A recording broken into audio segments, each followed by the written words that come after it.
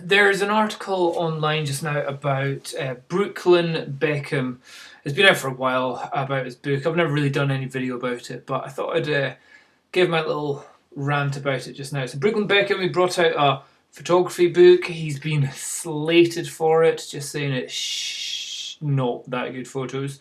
I went into the shop where it's up for, it was in Tesco's, I think it was. Had a quick flick through it, and although I was a bit against the idea of like everyone's being critical of him, everyone's like totally bashing the kid. He can't help that he's got famous parents and all that kind of stuff.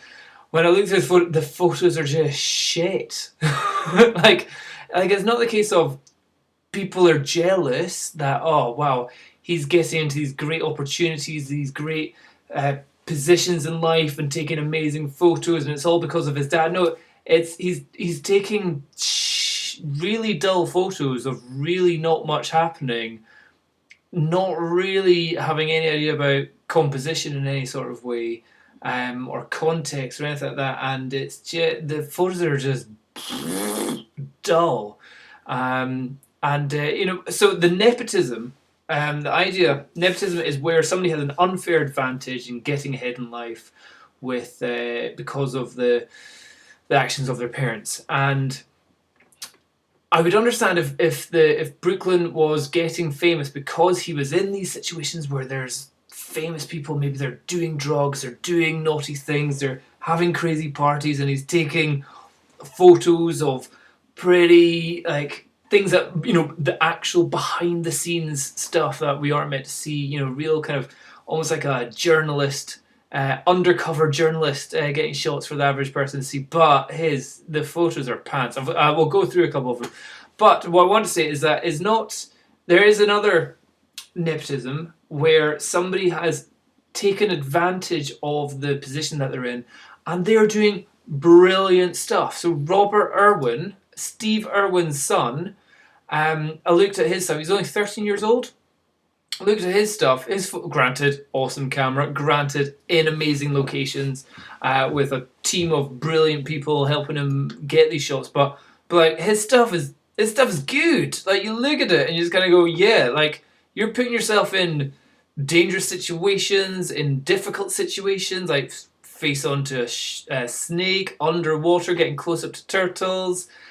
You're doing some cool. You're mixing up color, working on the saturation. You're doing black and whites, monochromes, really working on depth of field, and just even that one shot there, great use of composition and symmetry, and again exposure work here.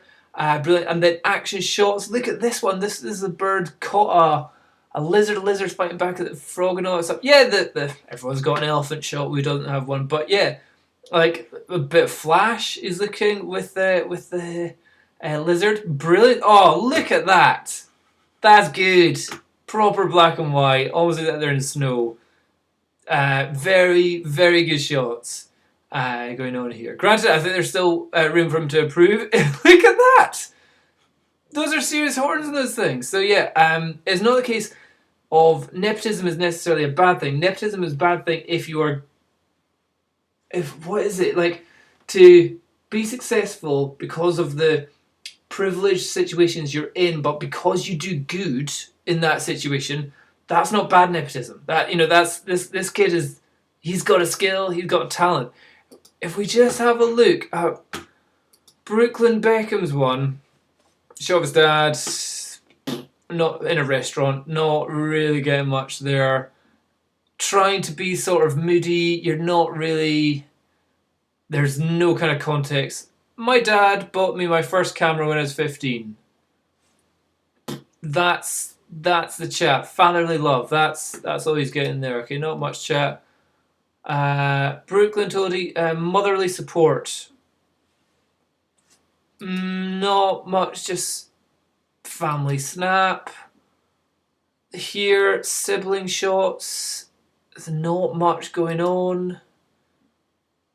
Is that himself? And Cruz seems all too happy to be a model for his big bro. And for, like, all the stuff you could really do with a Toys R Us camera. Not much there. That was potentially cool. But again, there's just not much. Like there's like, oh, this is a potentially interesting shot. Okay, what's going on in this image? What am I seeing here? And then you realize you're seeing nothing. this this shot is literally telling you nothing. It's just a day at a beach, people going in the water. there's no interesting concept about it. There's no interesting leading lines leading you into a part of the image. There's not an idea of some sort of subject that's going on, or an event that's happening, or a time of year. It's just like it's just a photo of a beach. Let's not even going to start with that one.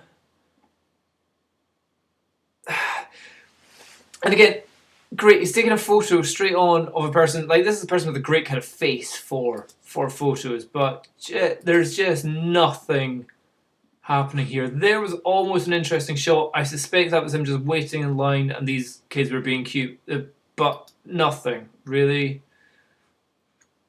No just. So anyway, yeah. So the people that were like ripping on Brooklyn Beckham, I was like, come on, guys, chill out. But in the end, you do realise that, yeah, not only is he in a privileged situation, but he's not doing anything good with it, and he's been put onto a pedestal so high up that you're just kind of you're demeaning the skills of decent photographers. And Brooklyn, if you're watching this video, which I suspect you are, here's a photographer I'd like you to have a look at. A UK photographer, a British photographer, I think, which his stuff could be seen as pretty mundane, but his images are just brilliant. Tommy Gakenwan. I've never met this guy, don't know where he is, but just his shots, the colour use or the non-colour use, the angles, positions, the interaction with the shots, the silhouettes, just check out this. Like, look, this is literally a guy sleeping on a bus. But the image is just, that's cool. There's a lot of use of asymmetry and really breaking the normal rules of photography going on here.